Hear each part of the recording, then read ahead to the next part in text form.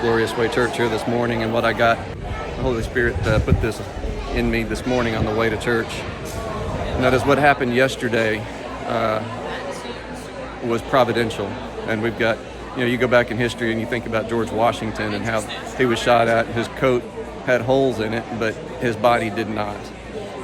And that was God's supernatural protection, his divine protection. It was providential because that was a pivotal moment for this nation. I believe yesterday was a pivotal moment for this nation, and it was providential that Trump's life was spared and protected and preserved. And so I'm going to read something out of Exodus chapter 21, verse 2, and this is the law concerning servants. So this is Old Testament law.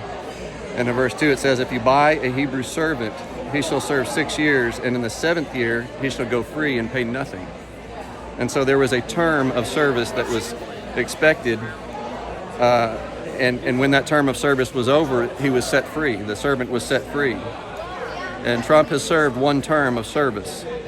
21 verse 5, it says, "But if that servant plainly says, 'I love my master, my wife, and my children, I will not go free,' then his master shall bring him to the judges." And I'll just pause right there and say that Donald Trump has done his duty. He served as president of the United States. And then he went back for more. In other words, more punishment, more abuse. And they have thrown everything that they can at him. They have tried to bankrupt him. They've tried to tie him up in every lawsuit. They've impeached him twice. They've tried to lock him up. And now they tried to murder him. But there's more to it than that. But if the servant plainly says, if he plainly says, "I love my master, my wife, and my children, I will not go out free," then his master shall bring him to the judges. Has he been brought before judges? Yeah. "And his master shall pierce his ear with an awl, and he shall serve him forever."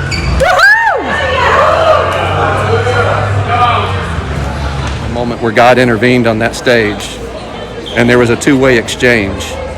And what you saw was Trump go down, and he was down on his knees. And when he came up fighting. He's pledged his life of his own free will for an endless term. And God has marked his ear. He's been marked by God as a servant for life.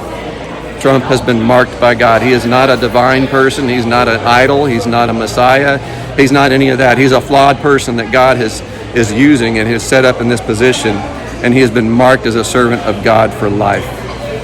And so what does that mean going forward? Well, I can't tell you. We're going to have to wait and see. But I know that was a divine and providential moment, a pivotal moment for this nation. And the world. And the world.